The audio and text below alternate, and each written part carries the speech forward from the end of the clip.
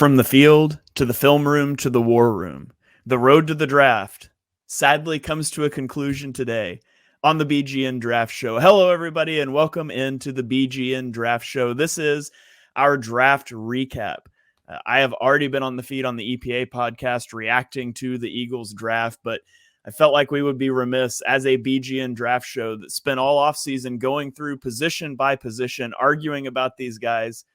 One of my guys, by the way, Deibs, got selected by the Eagles, and we'll talk about that. But I felt like we had to hop back on this feed and let you guys react to the Eagles draft, break it down. We spent a lot of time breaking down these prospects. That's what we're going to do today. I'm going to play a little more of a host role than normal, asking questions, setting you guys up here. So I'm joined, as always, by Deibs. My guy is Tanner McKee. Follow him on Twitter at Mr. Crockpot. Deibs, how are you doing this evening? I see where this podcast is going. You're putting me in the corner, Shane. I kind of like it. Let's do it. Thanks for having me on, man.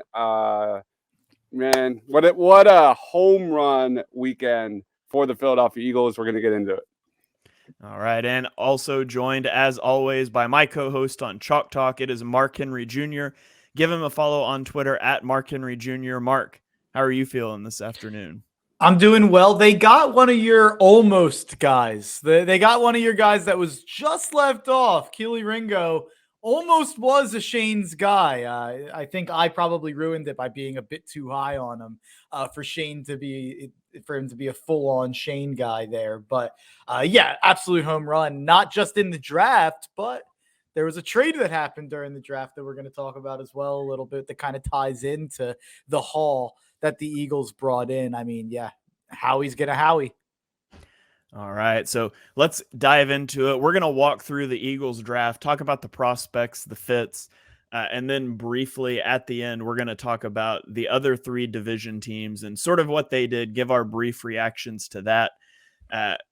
Mark and I think Deibs is going to join us. We'll have a longer podcast breaking down all the NFC drafts on Chalk Talk's feed later this week. So if you guys are interested in teams outside the NFC East, we're going to do that tonight, AFC teams next week, and you guys can check that out. But here we're going to keep it pretty Eagles and NFC East centric. And let's start off at the top of the draft. Obviously, Jalen Carter was linked to the Eagles a lot. Questions of where he would go in the draft. Would he make it past the Seahawks at 5, the Lions at 6? And would the Eagles trade up for him? And they did, not maybe as far as people would have thought, only giving up a future 4th-round pick to move up one spot with the Chicago Bears and select Jalen Carter. Mark, I'm going to throw it to you first. What was your initial reaction to the Jalen Carter trade up, and how are you feeling about it a few days removed? You guys saw it. We were streaming the draft together, and we were all absolutely pumped about the move that the Eagles made, giving up very little to move up one pick to get the guy that we wanted all along. I mean, there was a couple guys that we all wanted, but he was in the top 4 for all of us from an Eagles big board perspective. And for you guys, I think he was either 1 or 2, but he was 3 or 4 for me. And he's an absolute home run in terms of the on the field product that Jalen Carter is. It's shocking that he fell to where he fell. It's shocking that a team let us move up above them to take him, especially a team that was last in sacks last year, decided to move off of that pick just for a 4th-round pick. I don't know why these GMs continue to accept Howie Roseman's phone call. Just block it, guys. Like, you don't have to pick up the phone. I will say that this is funny. I reached out to you guys on our group chat back a couple months ago because Sean Brace, my boss at the radio station, had a scoop because he met Brian Brzee, and Brian Brzee told him that Jalen Carter was in town with Brian Brzee together at the Eagles facility for a pre-draft workout. And Sean Brace gave that information. He asked if I'd want to report it, but he gave it to Victor Williams, and Victor Williams reported it. And then that was how we found out Jalen Carter was here. And I remember messaging with you guys that night. I was like, man, if they could get Jalen Carter, like, can you imagine? Like, and we all kind of were like, oh, they're just doing their due diligence. I'm sure, like, they're making sure maybe they'd move up to get him. And eventually they did move up that one pick to get him. But you didn't move up obviously, the way that we were talking about the rumors of the day of the draft that we were going to move up to number 3 and then we were going to move up to number 4 or 5. And everyone thought that was for Jalen Carter or maybe Will Anderson. Turned out all we needed to give up was a 4th-round pick in a draft that we have how many extra picks next year, Shane and Dobbs? So many. Yeah, I think they're at 11 or 12. Yeah. Yeah, absolutely. And Dives, I should have thrown it to you first because Jalen Carter was the number 1 guy on your board. He was 2 for me. He was 5 for Mark. Disrespectful. Yeah, Mark was being disrespectful. That's going to be a theme as we go through the Eagles picks here. But Dives, Jalen Carter, what's his fit with the Eagles? You know, how big of an impact is he going to make in year 1? Never wavered, guys. Never wavered. How many times did we have these podcasts where you're like, should he be still your number 1 prospect? He was. I never wavered from him. And I think, I expect him to be an instant contributor for the Eagles defense. I think he has the quickness, the technical prowess to really be that penetrating interior defensive lineman in even fronts. I think he's going to really take advantage of that space eaten up by Jordan Davis. I expect him to really, from the jump, be an instant impact guy. And you look at his upper body strength, you look at his anchor, you look at his awareness. He can be a 2-gap lineman. He has the versatility and disruptiveness to be kind of that elite chess piece for this Eagles defense moving forward. I'm going to say that a lot, chess piece, because there's a lot of defensive players that I think have elite versatility, and Jalen Carter is on the top of that list. When you look at a healthy rotation of a Jordan Davis, a Milton Williams, a Jalen Carter, a Fletcher Cox, man, that whole interior defensive line is going to be fresh. They're going to be ready to go. I expect Carter to see somewhere around like 35 to 40% of defensive snaps in year 1, potentially defensive rookie of the year. Why? He's got a lightning quick first step, super strong hands, 47 quarterback pressures and 6 sacks the last 2 years. This guy is the blue chip prospect right alongside Will Anderson in this draft. And when you look at it, like even before this draft, as we said on this podcast, who are the guys that could get early snaps from the jump? It was Bijan and it was Jalen Carter. The Eagles nailed it with this selection. All right. Yeah, a lot of praise for the Eagles to get Jalen Carter at pick 9. But they weren't done. Nolan Smith at pick 30, a guy that was linked to the Eagles at 10 off and on. He was number 16 on my board and Dibe's board. He was number 29 on Mark's board. So, Dibes, I'm going to kick it to you first here. You were a little higher on Smith than Mark was. How stoked were you for him to fall to 30? And how do you think he fits in with the Eagles' plans this season? Yeah, if you were watching us during our watch party, I predicted him to go to 10. Not necessarily at 10, maybe a slight trade back. But I thought all the signs were there for the Eagles and Nolan Smith. It made a billion sense for the Eagles to bring this guy in. He's an athlete. He's not more so production. He's more so projection. He's got really intriguing numbers. Personally, the run defense numbers in college, I think they're a little fake, and I might get some heat about that. I think everyone who's acting like Nolan Smith's weight is not a concern, at least from the jump in the NFL, is kidding themselves. I think this guy is a small. I think he's light. I think he's going to struggle against powerful offensive linemen at the next level. I don't think that means he's going to be a bad player by any means. I think he's going to lose reps. That's okay. I expect Smith to be an impact player from the jump in different situations, mostly because of his versatility and his continuing development as a pass rusher. I hope, this Eagles' new defensive coordinator kind of puts him in situations to succeed. I think overall, Nolan Smith is in a great situation because he's going to be along an Eagles defensive line where he's never going to get chipped. He's never going to get doubled in his first year or two just because of how many studs are on this line. I think you're going to see him mostly as an edge defender in 5-man fronts, kind of that movable off-ball linebacker in 4-man fronts. It's going to be interesting. I'm interested to see how he does in coverage too, because He's got some talent there as well. So overall, I really want to see the Eagles get super creative with Nolan Smith on the football field. And with that athletic profile, he's got a real chance to succeed. All right. Yeah, I think you're going to see – I don't think you're going to see Nolan Smith with his hand in the dirt a lot. I think you're going to see him as a stand-up edge rusher. I'm really interested to see like the 3-3-5 fronts that the Eagles would run, but with Hassan Reddick and Nolan Smith as two of the linebackers up on the line. So essentially making it like a 5-1 front where you can drop both guys, you could rush both guys. I think there could be a lot of creative things that you can do out of that package. So I'll be interested to see what his usage is like. Now, Mark, you were a little lower on Nolan Smith, especially with concerns about his development as a pass rusher, specifically, and his weight as well. Talk a little bit about your concerns with Smith and ultimately how you felt about taking him at 30. Well, I'm higher on him than the rest of the NFL is because I had him 29 and he went 30. So all of my Nolan Smith negativity was mainly based out of a stance where we were picking at 10, and he was never a top 10 pick in this draft. And I know that he became a buzzy top 10, top 15 pick.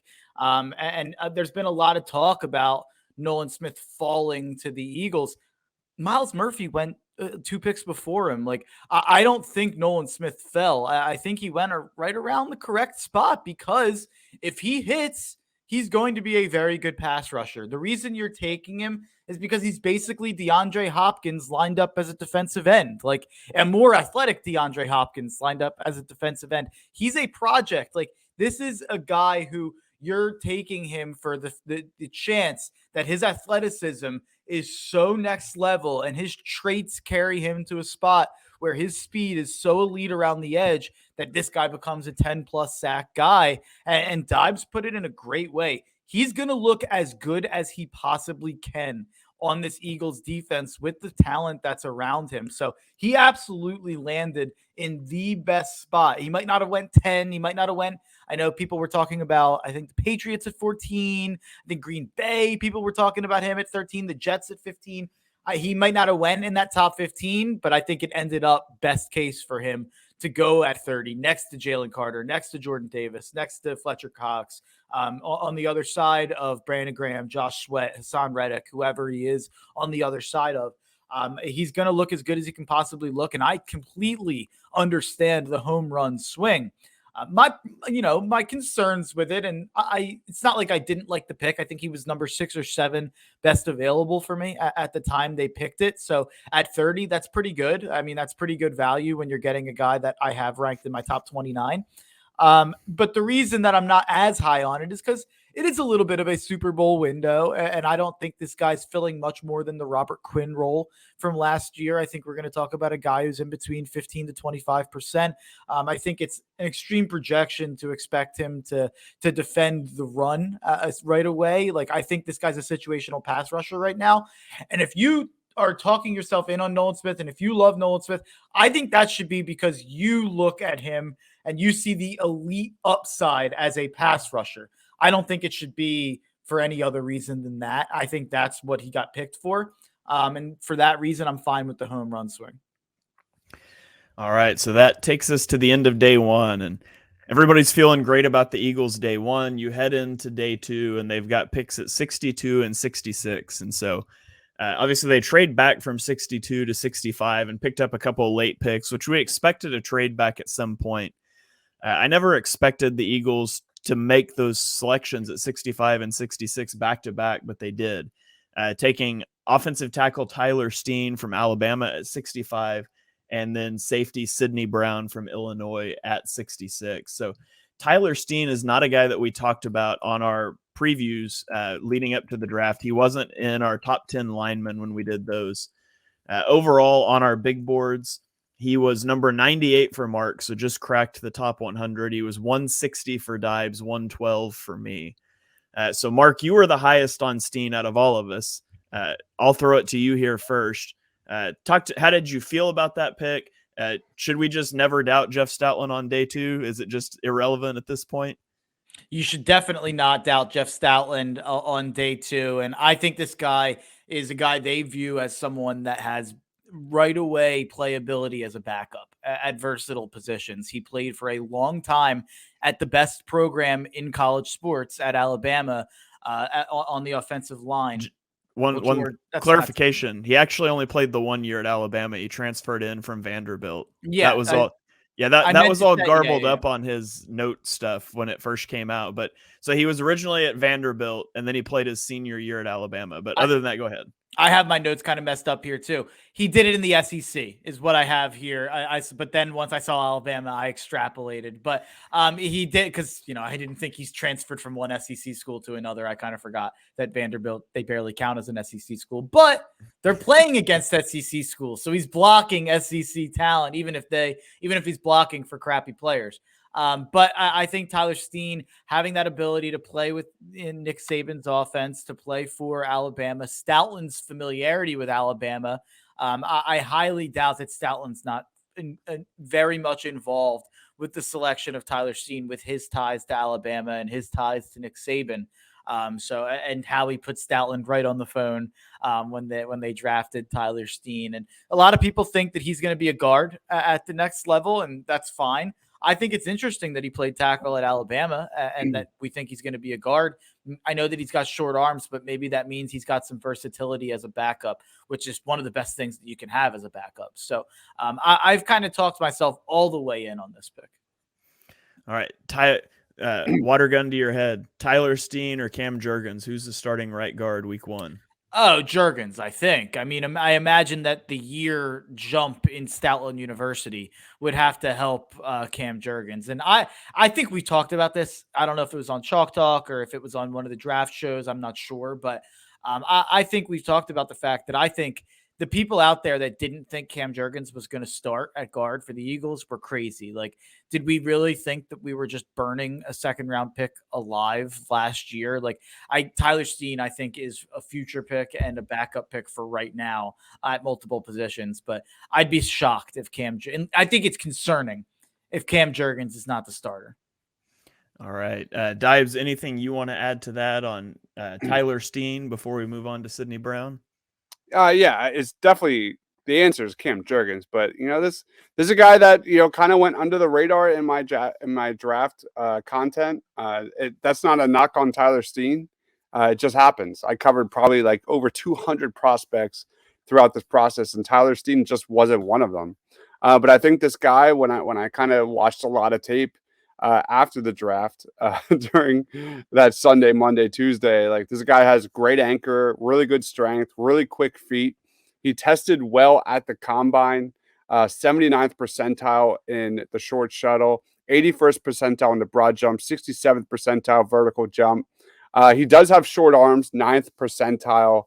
But Jeff Stoutland has earned the benefit of the doubt when it comes to identifying and developing offensive linemen. That's what this is. You look at Eagles offensive linemen, other than Jason Kelce, they're all homegrown under Stoutland University. But Jason Kelce has worked with Stoutland for over a decade, I think. So it's interesting. Each time you look at the Eagles getting an offensive lineman, you think, how Howie just thinks a year or two ahead. That when they took Landon Dickerson, you look at Brandon Brooks in his last year in 2021. You look at Cam Jurgens potentially replacing Jason Kelce. Here is potentially the same scenario. So I think Tyler Steen probably replaces Cam Jurgens in a couple years. So you now have more depth on the Eagles offensive line. That is never a bad thing. We can't expect the Eagles to be as healthy as they were in 2022. There's definitely a universe where Tyler Steen upsets Cam Jurgens, though. I don't think that's too crazy given his size and pedigree and history at Alabama and playing at the highest level of competition. That's definitely on the table. So I think I was like a B on draft night. I give it a B plus after draft night. I'm good with this selection. All right. Yeah, he's somebody that I overlooked as well. But as soon as the Eagles picked him, I was like, well, he's probably good because I just trust Jeff Stoutland and went to go. watched some of Brandon Thorne's stuff and watched a couple of games, and I'm all on board now as well. So then the Eagles made the very next pick at pick 66, and they took Sidney Brown, safety out of Illinois, who I had 45th on my board. Dibes, you had him 48th. Mark had him at 59. So Dibes, I'll throw to you first here. Tell me about Sidney Brown, and chess piece, I think, is the word you used earlier. I assume we're about to hear that again. Yeah, just as Jalen Carter was a chess piece for the new Eagles defense, so is Sidney Brown. This is arguably the most versatile safety prospect in the draft. He's the Eagles' highest drafted safety by the Eagles in 10 plus years. You got to think that's for a reason. You know, negotiations fell through with CJ Gardner-Johnson this offseason. They brought in Terrell Edmonds. But that doesn't mean like they're nearly set at all at that position. Sidney Brown is a guy who's physical at the stem, has extraordinary balance, great short area quickness. At Illinois, which had a terrific secondary, he was the leader of that defense. You look at Devin Witherspoon. It wasn't Witherspoon who was calling the plays for that defense. It was Sidney frickin' Brown. This is a guy who can play at multiple levels, can play within multiple schemes. He can do a little bit of everything really, really well. Again, his positional versatility is awesome. Over the last 2 seasons, he's played primarily as a box safety, but he can match up with tight ends. He can play in the slot. He can play deep safety. You look at Brian Branch as like safety one. That guy was primarily a slot guy. I think Sidney Brown is a real safety that could really be a heat seeker on this Eagles defense. But more importantly than not, like, I think he's going to be an elite special teams player from the jump. I think that's going to be his bread and butter in 2023. I don't know if he's going to start. There's a lot to kind of weigh in and see. I probably was having a few too many Tito's on our watch party say he's starting. Pump the brakes just a tad. But I when you talk about chess pieces, this is one of them. I think he's going to be a core special teams player from the jump, and B, definite real starting potential for the Eagles moving forward. All right. Mark, do you agree with that assessment? Is Sidney Brown going to get on the field much this year? Do you think he's a special teamer? What do you see his role being in 2023?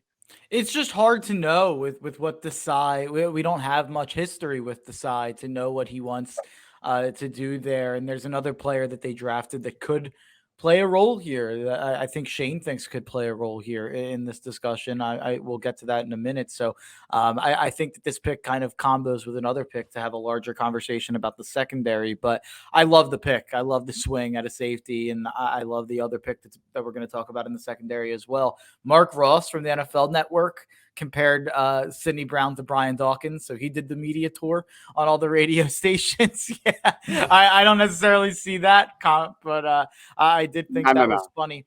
Ray Didinger, well, it was one of Ray Didinger's 5 my guys in the draft. So I thought that was relevant to throw out there as well. So Sidney Brown, I'm definitely in on the pick. I wasn't quite as high on him as you guys were in the rankings, but I had him 59. I still had him higher than we picked him, and he was probably, in terms of the positions we needed, one of the higher players I had ranked available.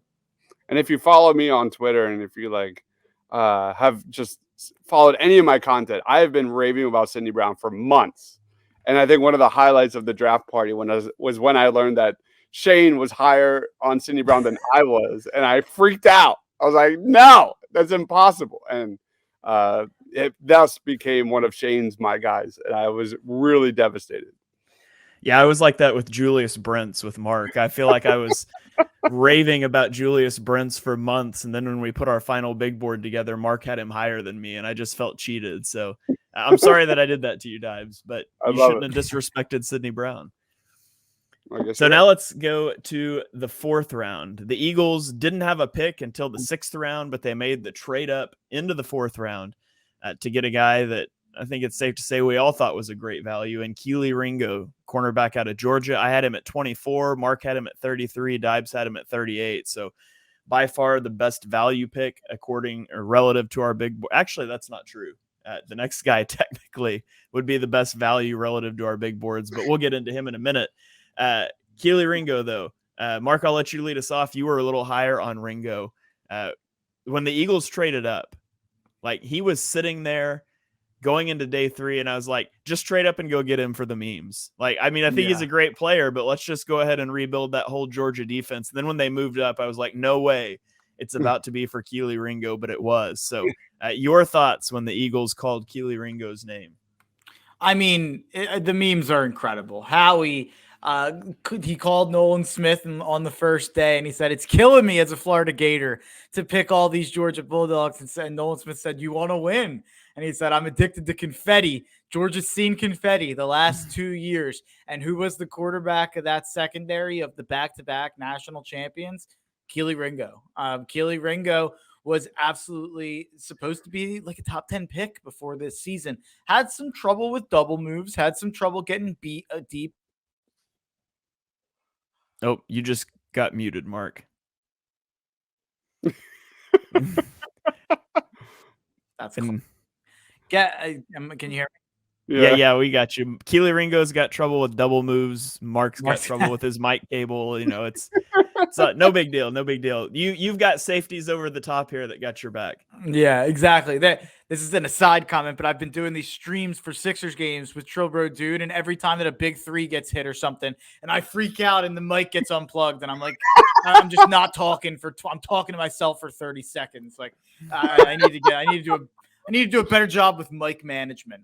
But Howie's doing a good job with draft management. What a segue. That's why they taught me that in radio school. But Howie moving up for the memes to go and get Keely Ringo after all day on Friday night and all morning on Saturday. We're all saying, oh my God, can they get Keely Ringo? Oh my God, like, are they going to get another Georgia player and a guy who fell way too far in the draft? Like, it's just poetic that they were able to move up and put them all on the same defense. And I think in this defense that we run, or at least ran last year, we're not asking corners to be up on the line. We're not putting corners in a lot of chances to get beat deep on double moves. So as long as you have over-the-top help for Ringo, or as long as he's going to be playing off the line enough, he should be a good outside cornerback, in my opinion. I'm a bit more bullish on his ability to actually play corner, but if he struggles with that, I know that there's people like Todd McShay or the true draft guru over there, Shane Haff, that think Keely Ringo's more of a safety, right? Yeah. I think that there's some safety potential in Keely Ringo. He struggles to play with his back to the ball. He struggles to get his head around, and he struggles through transitions. And safeties don't really have to go through those transitions where you're, going from that back pedal to turning and running. That's not something you ask safeties to do. Now, it's problematic if a safety gets beat by a double move, and so there's some things there. But yeah, I definitely think there's some potential for Ringo as a safety. If corner doesn't work out, or if corner does work out, but the Eagles are just stacked there, I think that you could see him being used some, probably not in 2023 as a safety, but something that you could put away, file away for later. That's something that they could try to cross. The Eagles love safeties with cornerback experience, and that is Ringo. He hasn't played safety, but I think there's potential he could do that. And we've seen injuries in the past. Like, it would be helpful if he's able to shift over there. If Blankenship goes down, Brown goes down, and they need a safety, maybe they would throw Ringo in. And we'll see. Maybe that's something they even, try him out a bit at in training camp and in practice. They really should. All right. And then we get to the 6th round, and Deibs, your guy, the guy you stood on the table for on the My Guys podcast, it was Tanner McKee, 50th on your big board. He went at 188. You had to be thrilled with this pick, right? Let me just say, I was not the creator of the My Guys list. No, the math was. My Guys list was thrown onto me on the night of the podcast, and I just ran with it. So the headline for this segment is that Deibs disagrees with math. Yeah, Deibs is anti-math.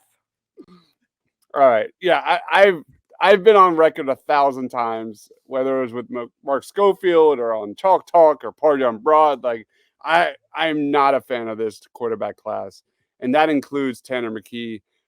Listen, he's a polished passer. He's got really good footwork, really good timing, really good accuracy. He's got great size, NFL caliber arm. You look at this guy, he's got a 27% sack conversion rate in 2022. That is not good, guys. He's got heavy feet. He's kind of an enigma given like Jalen Hurts, Marcus Mariota, Tanner McKee. He's the exact opposite of what they're trying to do here. This is the one pick where I really scratched my head. But listen, it really boils down to me being really upset because there was another quarterback in DTR that went like 10 to 20 picks before this, and I thought he would be a pitcher perfect fit with the Philadelphia Eagles. It really comes down to McKee and his ability to process. I think that's what stands out the most. And that is probably his bread and butter as a prospect. I think this guy has a knack for making good reads. He can read a defense. He can, get the ball out quickly, accurately, with anticipation. We'll see. When I think of like Tanner McKee offenses, it's not the Eagles. That's just I could be totally wrong on that. I think of an offense that's heavy play action, throwback, old school type of offense. But the Eagles' offensive line is so good, maybe he has success there. That's just my take. This is the only pick on draft weekend that I might have went a different direction. All right, Mark. Dives at him at 50 and would have went another direction. You didn't have him in your top 100.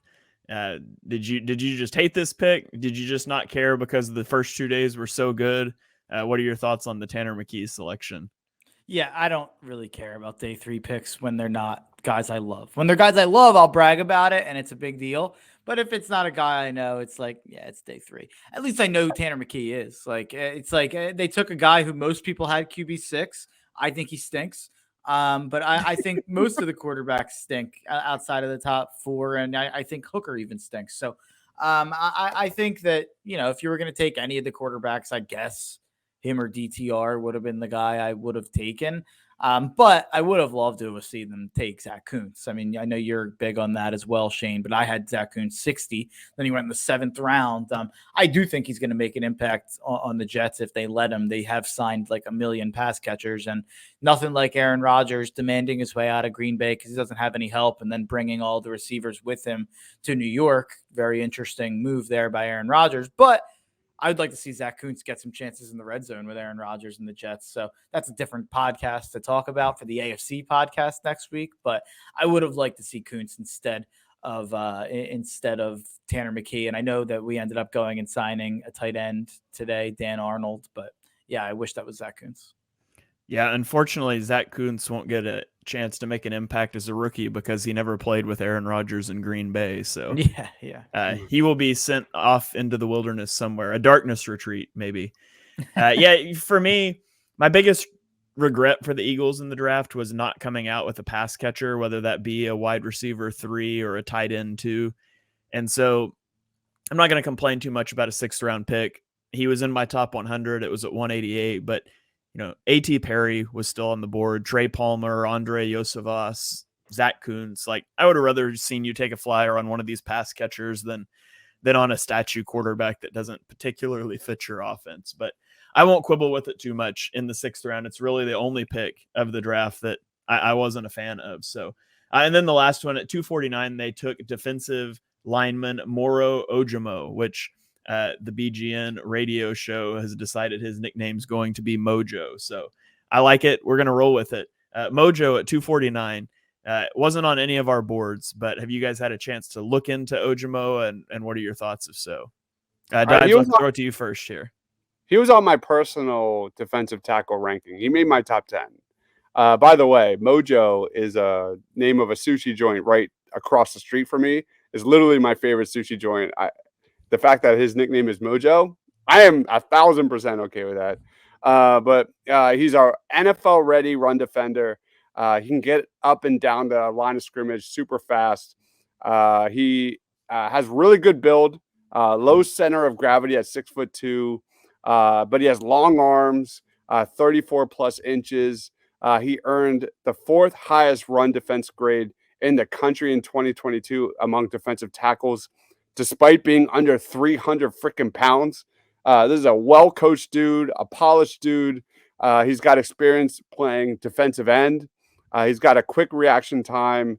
He can shoot through gaps. He can create disruption.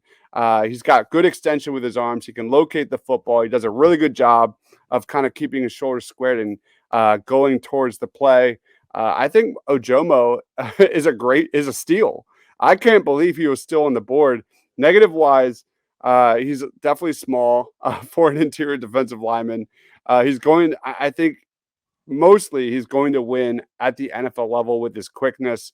And I had a rounds 3 through 4 grade on Moro Ojomo Mojo. And I like this pick a lot. I mean, there's conversation about Moro Ojomo and a certain Dallas Cowboys first round selection in terms of what they offer in terms of run defense. So don't tell that to Skip Bayless. But for me, I thought this was a great selection. All right, Mark, did you have any thoughts on Ojomo? I saw PFF had him 93. I saw that there were people saying it was the best pick of the draft. Wow. With these day 3 picks, that's all I need. I need to see someone else was high on it. And I'm like, all right, someone sees the vision. But yeah, people think he's a really, really, really good run defender and probably not a pass rusher at the NFL. Not necessarily my favorite prospect usually, but it's a little different when it's the 7th round. So I think that changes things. All right, so that is going to wrap up the Eagles portion of the show. We're going to throw to a quick break, and we'll come back and give our brief thoughts on the Cowboys, Giants, and Commanders draft haul. So we'll be right back after this.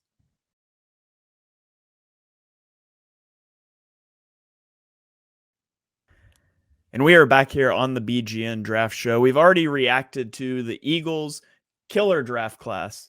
Now we're going to briefly touch on each of the other division mates. And so let's start with the New York Giants. Let's save the Cowboys for last because that one's going to be fun. So we'll start off here with the Giants, who in the first round selected defensive back Deonte Banks out of Maryland. In the second round, interior offensive lineman John Michael Schmitz, one of Dibe's guys. In the third round, one of Mark's guys, Jalen Hyatt, wide receiver out of Tennessee. In the 5th round, Eric Gray from Oklahoma, which means he should have been one of my guys. 6th round, Trey Hawkins, cornerback. 7th round, Jordan Riley, defensive lineman. And then also in the 7th round, Javarius Owens, defensive back. So, Mark, I'll throw it to you here first. Obviously, you really love their Jalen Hyatt pick, him going all the way down at 73. But overall, what were your thoughts on the Giants draft class? They filled their 3 biggest needs with 3 players that they drafted at good values. And I think that warrants an A. I gave them an A. They were my 6th favorite draft of the entire NFL. It's really frustrating that the Giants have a competent organization now. It was nice when they had Dave Gettleman for years, but it seems like Joe Shane is doing a really, really good job there. Jalen Hyatt, definitely my favorite pick of the draft. It's a little disappointing to me as a Jalen Hyatt fan that he went to a team with Daniel Jones as the quarterback instead of a team like with Justin Herbert or, Jalen Hurts or Patrick Mahomes or someone that's good at football. That would have been nice to see because now I feel like he's definitely not going to live up to his full potential in that offense with Daniel Jones. But Daboll should find creative ways to use him. The only problem is they have like 7 receivers. So I have no idea who's even going to play for the Giants necessarily on a weekly basis. But their 3 biggest needs were speedy receiver. They needed a corner really bad. They went and got Deonte Banks, who has excellent upside due to his athleticism. Even if I probably had him a little bit too low in the 30s, but he went at 24. I had no problem with the pick whatsoever at the time. And John Michael Schmitz, I had him at 52. I think I was lowest on him, but he went at 57. So therefore, I think he's a pretty good value. He was definitely the best center on the board when they made the pick, and they needed a center. So I think that's a rock solid pick who will slot right in and be an impact starter right away. Whether I think he's going to be, I don't think he's ever going to be a top 5 to 7 center in the NFL, but I think he probably will be a top 20 center this year. And the Giants needed that. So I think those top 3 picks carry the day. Yeah, I'm going to need you to stop trying to give Patrick Mahomes more weapons to work with here. Yeah, that's fair. Send Jalen Hyatt anywhere but Kansas City. I would rather him rot in New York than go to Kansas City. But that's fair. I thought the Giants had a great, which I guess, by the way, did we all give the Eagles an A+? I didn't even ask for the letter grades. Yes. But yeah, so we all gave the Eagles an A+. I also gave the Giants an A+. I thought they killed the draft. I loved each of their top 3 picks. I thought they were all great values. Deonte Banks is a perfect fit for the Wink Martindale defense. Like you said, 3 great picks that hit their 3 biggest areas of need. It's nice when good players at the positions you need fall to you. And, I walk out of the draft, and the only thing that I wish would have fallen differently for them, and it wasn't likely in this draft class, but is that they have so many tiny slot receivers already. And so they selected Jalen Hyatt. And it's not like, we knew going in that the majority of the receivers in this draft class were slot body types. But I do wish that they would have been, well, I don't wish, but if I'm a Giants fan, I wish that they would have been able to walk away with a bigger bodied pass catcher, whether that be a tight end or a wide receiver, just to give a little bit more variety. They've got the same archetype all over their receiver room, and I'm not sure that that's the way you want to go. But Jalen Hyatt was such good value there that you don't pass that up, especially needing a receiver. So I gave them an A+. Dibes, how would you grade the Giants draft haul? I'm definitely a little bit lower than an A+. I think it's probably more so like a B or a B+ range. Again, I agree, guys. Deonte Banks, John Michael Schmitz, Jalen Hyatt are all 3 very good prospects. Eric Gray is another good one. More of an elusive back, 5'10", guy that can make guys miss, change of direction kind of dude. He's not going to be a 3-down starter with his size and stuff, but really impressive start-stop ability, fluidity. He didn't make my top 10 running backs in this draft, but to get him in round 5, very good value. I'm not going to talk on Deonte Banks. By the way, you win, Shane. You called him a first-round pick. We were playing a game of which defensive back would make it in the first round. I was a little bit lower on Deonte, but you win, Shane. And John Michael Schmitz, that's my guy. He was one of my favorite prospects in this draft. Happy to see him go to the New York Giants. I'll probably get flamed for that. But I think that's a really good fit for him because he's super NFL ready. And I think he's got Pro Bowl upside. Did I have a top 20 grade on him? I might have been. I think you did. Yeah. I can check here when we go. So Mark's just shaking his head, yes. Thinking back to like the Giants draft of 2022, I loved Thibodeau. I loved Evan Neal, but the rest of the draft was kind of meh. You look at this Giants draft, rounds 1 through 5, it's really solid. I'll give it a B+. All right, and you had John Michael Schmitz 17th on your board. Love him, man. I think that dude is really good. All right, let's pivot to the Washington Commanders draft class. In the first round, they selected cornerback Emmanuel Forbes. Second round, safety Jatavius Martin. In the third round, they took offensive lineman Ricky Stromberg. In the fourth round, offensive lineman Braden Daniels. In the fifth round, defensive end KJ Henry. In the sixth round, running back Chris Rodriguez. And in the seventh round, defensive end Andre Jones. Mark, I'll throw it to you again first here. What did you think overall of the Commanders draft? How would you grade it? The floor is yours. Tell me what you thought. Yeah, I hated most of the draft here. It was my third. It was my third least favorite draft in the NFL. I gave them a D-. And by the way, it's kind of funny. Like, I think their best pick of their entire draft was their first pick with Emmanuel Forbes. And I think a lot of people would look at that and say that that's a reach. And even me, he went 16 overall. I don't have our rankings right in front of me. He would have been right around that. He would have been like 17 for me, something like that. So in terms of he was 19 for you. Yeah. So even still, I was by far the highest on him among us 3. Even still, there has been reports, I will say, that have made me feel a little better about that pick, where they made that pick. Apparently the Patriots really, really liked Forbes and were probably going to take him over Gonzalez at 17, which is pretty crazy. And then apparently the Ravens were obsessed with Forbes and may have even moved up for Forbes. So for the people out there who thought Washington may have reached there, or maybe you should move back and get Forbes, maybe the NFL was a little higher on Forbes than we think. Maybe the NFL is a little bit less worried about size at the corner position than we think. We thought Christian Gonzalez would be a guy who went in the top 8 to 10 picks because of the traits, because of the size, because of the things that he brought. Yet he ended up going behind Emmanuel Forbes, who was 160 pounds soaking wet. So it's interesting to see Washington, and it's interesting to see teams like New England and Baltimore apparently were very interested in an anomaly in terms of the cornerback position in his weight. So I love Emmanuel Forbes. I think he's going to be better than people think. I think he's going to be a playmaker and a guy who's pretty annoying for us to deal with for Washington. Other than that, I hate every single pick that they made, especially the next one in the second round, Jartavius Martin. You could have picked about 8 better DBs in that spot. You could have picked about 5 better safeties in that spot. You picked the wrong safety from Illinois in that spot, in my opinion. So I don't understand that pick. Apparently he needs to start right away as well.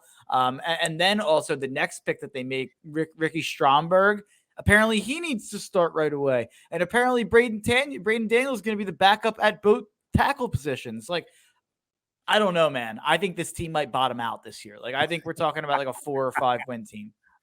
Yeah, I also hated the Commanders draft. I gave it a D+. I thought they botched the secondary. Like you said, they should have picked. I thought they should have picked Christian Gonzalez. I thought that's a no-brainer at 16. Yeah, and then at 47, like, I respect that they needed to invest in the secondary. They just took the wrong defensive backs, and they took one player that was in my top 100, and it was Emmanuel Forbes, who I thought they dramatically reached on. So I thought it was a pretty poor draft for the Commanders overall. Dives, what did you think about their draft? But real quick, they should have taken Joey Porter Jr. over, in my opinion, because I had him CB1. But I would have rather had Joey Porter Jr. there. Yeah. It's a collection of guys I really like. I'm not saying that they shouldn't be drafted where they are or should have been, but they're prospects that I've been covering pretty heavily throughout the draft process. You look at Ricky Stromberg. I think he's definitely an underrated prospect. He's played 100+ snaps at each interior position, since 2019. As a center, he's big, he's strong, he's mobile, he's smart. He gave up 0 sacks in 2022 and just 7 hurries. He doesn't have good arm length. He doesn't have good short area agility. But I had a day 2 grade on him. I think we're selling him short just a little bit. Do you think he can start right away? No. That's different. That's a different conversation. Yeah. But I do think he's a solid prospect. Braden Daniels, when I made my top most underrated prospects in the draft, Braden Daniels was my number 4 prospect on that video. By the way, Moro Ojomo was number 2. And when we're talking about day 3 guys, Daniels is, just 300 pounds, but very explosive, high football IQ. He's a solid, versatile offensive lineman that I think has really good upside. And then, KJ Henry, Chris Rodriguez Jr., those are 2 guys that, I think are definitely underrated as well. So I'll give this a solid C+. And Jartavius Martin, he is a guy, according to Mark Schofield, is the most underrated defensive back in this draft. Super athlete. We call there's a lot of defensive backs in this draft that we rave about their athleticism and things like that with lack of production. Why not Jartavius Martin? So I'll give it a C+.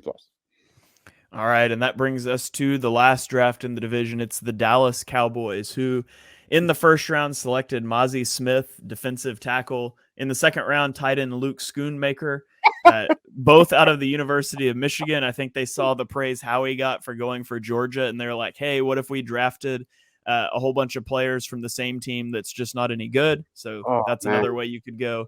They took linebacker DeMarvin Overshown in the third round. A bunch of other guys that don't even matter. Deuce Vaughn in the 6th round. You can look up their drafted list if you want to read it all. But I reserve the right to lead us off on the Cowboys because I was on a roll on Twitter. So in the first round, they drafted a defensive tackle that averaged .016 sacks per game in his collegiate career. And you say he's a run stuffer. And I tell you, he averaged .2 tackles for loss per game in his collegiate career. In the second round, they took Luke Schoonmaker, a tight end who has 1 season with over 175 receiving yards and is 6 weeks younger than Jalen Hurts. and it's just all downhill from here. I thought the Cowboys had a terrible draft. And it's picture perfect reason why you don't walk into the draft with a glaring hole that has to be filled. Like, they had to take a defensive tackle and a tight end. Like, they had to. Those were their two biggest holes. And when the Bills leaped them for Dalton Kincaid, I think they panicked and they reached for Mazi Smith. The guy had a 3rd round grade on, and then they were pigeonholed into tight end in the 2nd round, and they took Luke Schoonmaker, which I also thought was a big reach. So I thought the Cowboys draft was really bad, and it's more fun to make fun of than the Commanders draft. I think the Commanders draft was still worse. I gave the Cowboys a C- grade, but overall, I thought it was a pretty disastrous draft for the Cowboys. Dives, what did you think? It was terrible. Holy cow. It is so bad. Mazi Smith, man, he's a run defender. He's going to add depth to their defensive line. But in round 1, that's a massive mistake. Luke Schoonmaker was a huge reach. This is a guy that I think the Cowboys just fell in love with at the combine. His combine scores were outstanding. 9.75 RES score.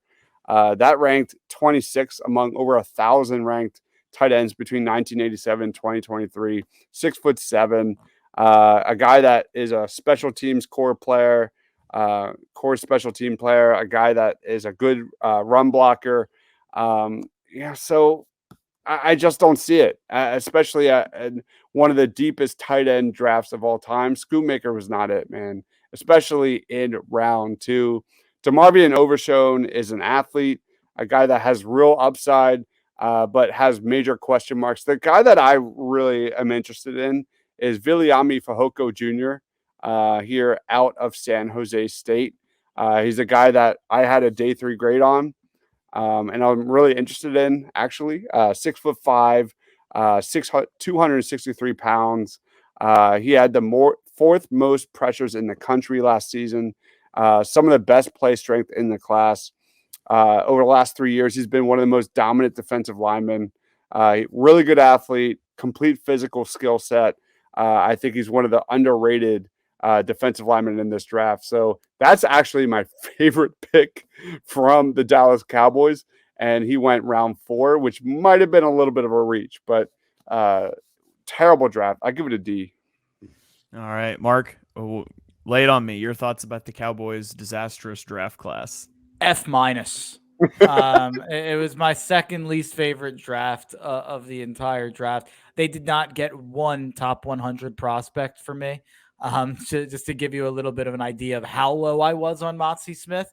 I don't think that Mazi Smith is ever going to be an NFL pass rusher at any level whatsoever. So you're talking about a guy who is strictly a run stuffer. And like Shane said, we don't even know how good he is at that. So we're talking about 4 guys who I had. It's funny. They didn't get any of my top 100 guys, but they got 4 guys who are ranked between 100 and 115 for me. Smith, Schoonmaker, Overshown, and Fehoko all clocked in between 101 and 115. So I guess I'll say I like the Overshown and Fehoko picks. Like, they're fine. Even though Overshown went 90 and I had him 105 or whatever, something in that mix. The Luke Schoonmaker one is actually the one I hate the most, even though Mazi's taking a guy outside of my top 100 in the first round is technically the worst pick. But there were so many tight ends in this class, and you took one with like no upside, in my opinion, in Luke Schoonmaker for a team who's trying to compete right now and needed a tight end who could play a role in that offense right now. After losing Dalton Schultz, there were so many better options. I don't understand taking Schoonmaker there. And everyone wants to cry and go nuts about their, the father of scouting, whatever, Mr. Vaughn.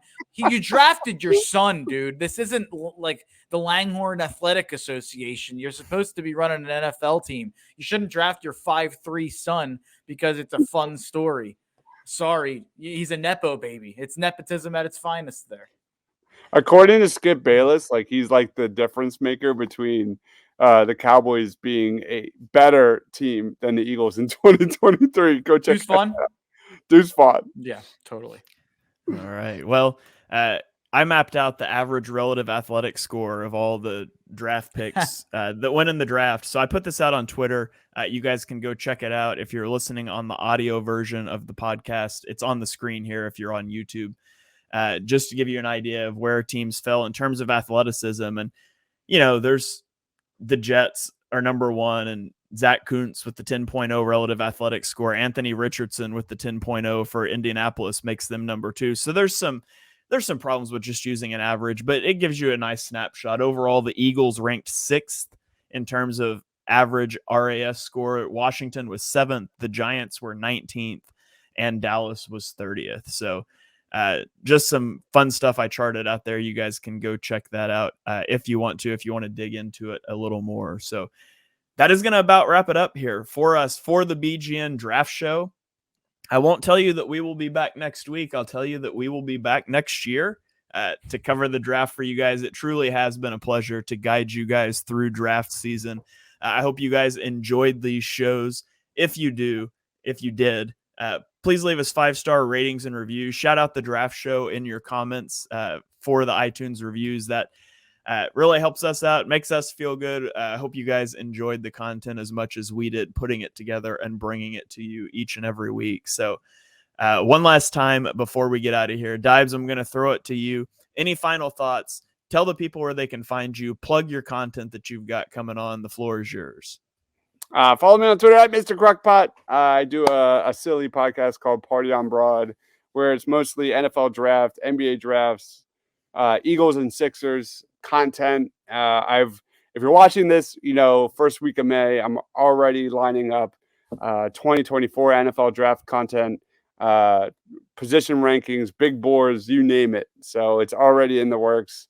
By the way, the 2024, we say this every year, I feel like, but the 2024 NFL draft is going to be really fun as well. Complete opposite of 2023 when you're talking offensive players, skill position guys on offense. So that's going to be really fun.